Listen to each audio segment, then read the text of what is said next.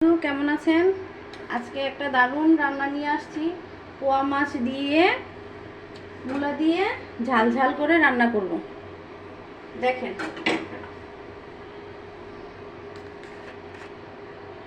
আগে তেল দিব।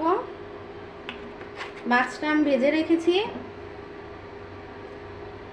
জিরা বাটা, রসুন বাটা, আদা বাটা, পেঁয়াজ বাটা আর মরিচ বাটা একসঙ্গে আমি বেটে রেখেছি।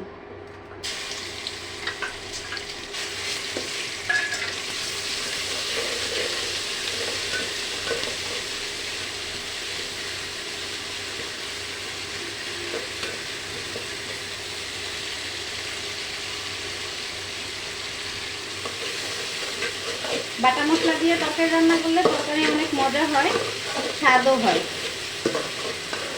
আমি সবসময় বাটা মশলা দিয়ে রান্না করার চেষ্টা করি, তো অনেক সময় সময়ের ক্ষেত্রে হয় না। আর এখানে আমি মশলা একটু মরিচ হলুদ আমি মিশিয়ে রাখছি। এবার মিশিয়ে দিলে তরকারির রঙটা অনেক সুন্দর আসে। আপনারা ট্রাই করে দেখবেন। লবণ দিব স্বাদ মতন, দিয়ে ভালো করে কষাবো।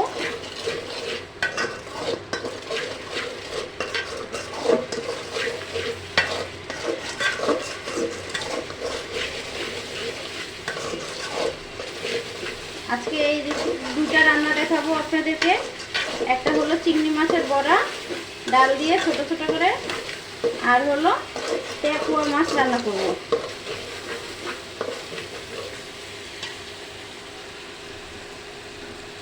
আমি এখন ঢাকানো মূলাটা দিয়ে দিব।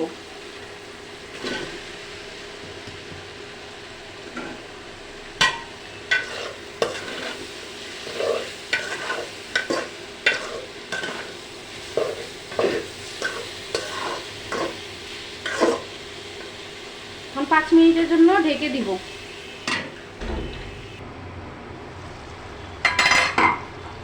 আমি একবার নেড়ে দিব। কষানো হয়েছে।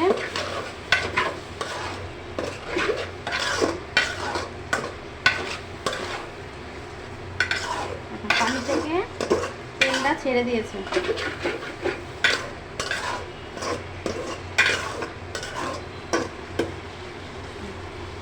আমি এখন ঝোলের পানিটা দিয়ে দিব।